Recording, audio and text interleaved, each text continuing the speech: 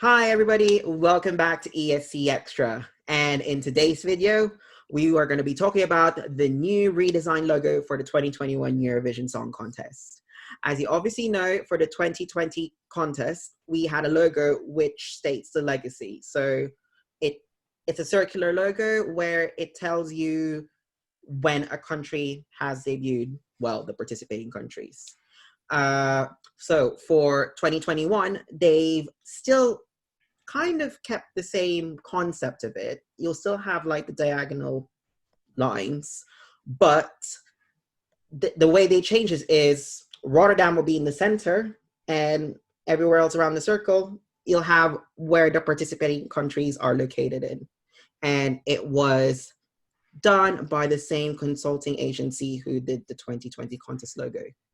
So let's get on with it and see what the others think. What do you think of it, Bente? Because it's obviously being held in the Netherlands.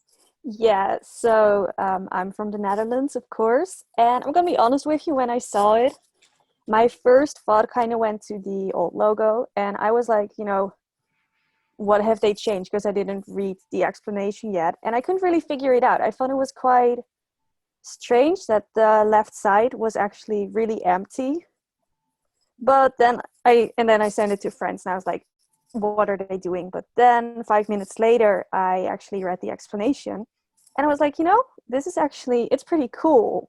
But the problem is the Netherlands is in the West and there are barely any countries on the left side of us, which is a bit of a problem because, I don't know, it feels a bit off. But I do really like the concept of the distance from Rotterdam, but also it kind of makes me think like, where's Australia?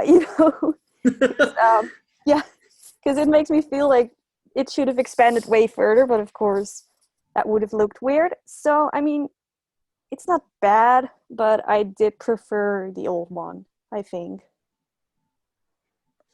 Yeah, Costa, your thoughts? I'm going to try and be balanced here. I have positives and negatives. I think starting with the positives, I think the art direction as a logo doesn't work successfully, but in terms of the art direction for other visual elements, I remember distinctly the merch for 2020. You had the t-shirt with the lines across it, and then they had the printing on the trams in the Amsterdam as markup for the concept. I think that is really strong. I just think in terms of the actual logo, it's too complicated, it's too busy, and it needs explaining. I think a logo should speak for itself. Thinking back to Tel Aviv with the star was a really strong visual, and prior to that, the all aboard kind of the jellyfish was just very simple, and I think that worked really successfully in terms of the iconography behind the contest. Whereas this, if Bente said like she didn't like it until it was explained, then what's even the point? It needs to be an impactful logo in its own right. And because of the gappiness of the left side, it just looks disjointed. It looks overly complicated. There's too much going on, and it doesn't really have a strong kind of, if you can't get a child to replicate it by drawing it, then it's not a strong logo. It's the same applies to like Nike and Apple and McDonald's. I think that kind of design ethos should apply to the logo of the Eurovision as well. So yeah, I'm not over the moon with it. I think they should have stuck with the old one. If they were going to keep so many elements of the old one, just stick with that concept. Why just change it slightly to become a bit less effective? But I think they'll still come out with really good visuals besides the logo. I just think the logo itself is not strong. Dominik? Yeah, What are your reactions? Visually, I think I prefer the old one. Just because it looked more complete. I also needed the description for it to think like, oh yeah, it looks actually good. But when I read the description, I was like, this could actually be amazing on-screen graphics for the shows. And I'm always loving these on-screen graphics. So maybe they have like the circle coming up after each performance, and then the country that's performing next is lighting up or something, and we're going over there. And also for the voting, I think they're gonna implement the logo into the whole live shows with the graphics. And I think these can turn out very well. And also they would explain the meaning of it every time they show the graphics again for going to the country. Yeah, I think they can use it better in the show with presenting countries.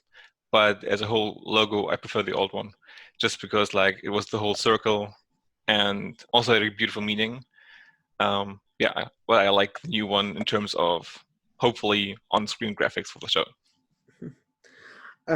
Okay, personally for me, with Costa, I'm a bit mixed.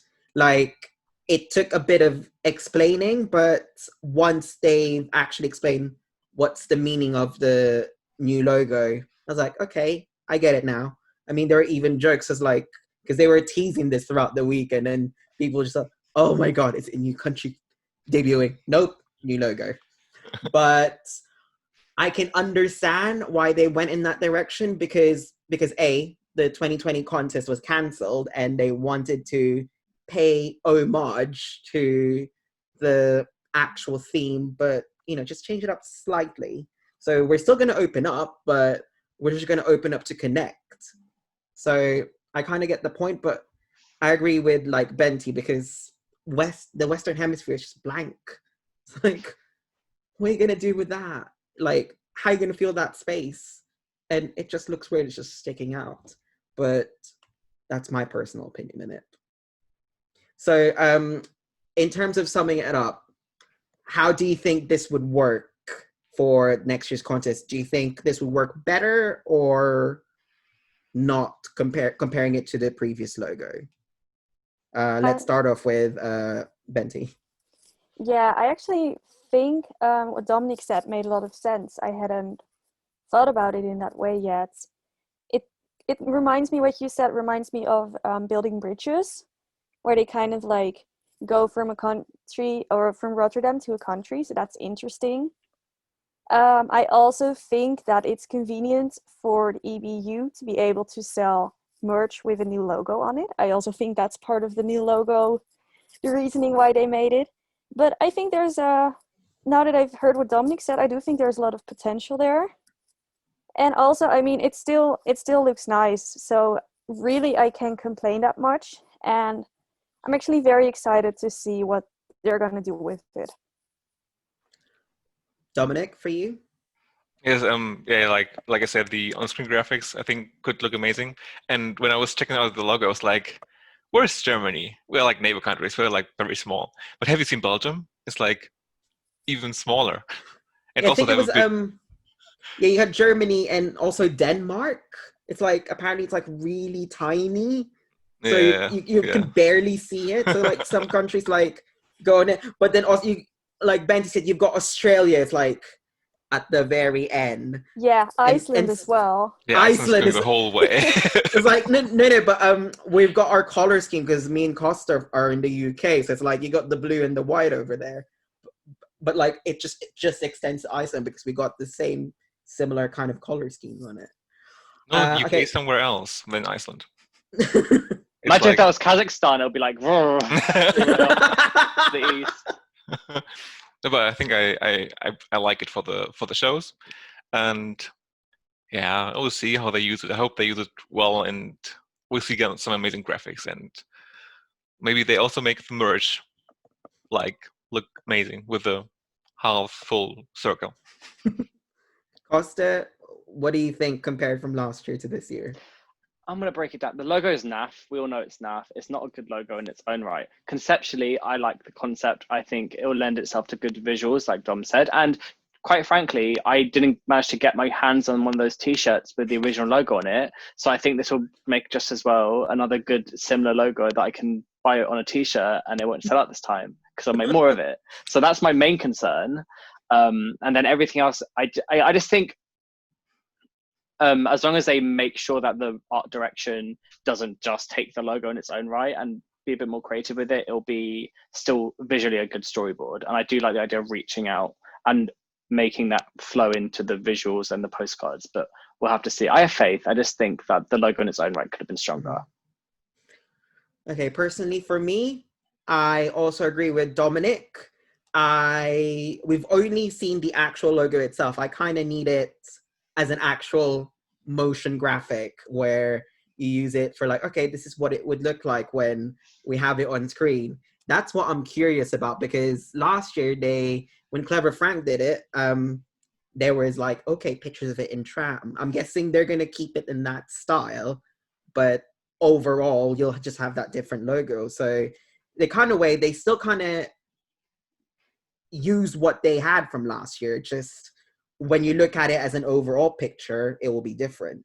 But so therefore, whatever they had last year won't be wasted that much, basically. So everyone, that is our thoughts on the 2021 Eurovision Song Contest logo. Thank you very much for watching. If you liked what you saw, then please press the like and subscribe button. Don't forget to push the notification bell to be one of the first people to find out when we got a new video. Also, don't forget to follow us at ESCXTRA on Facebook, Instagram, and Twitter. But for now, have a good day. Bye.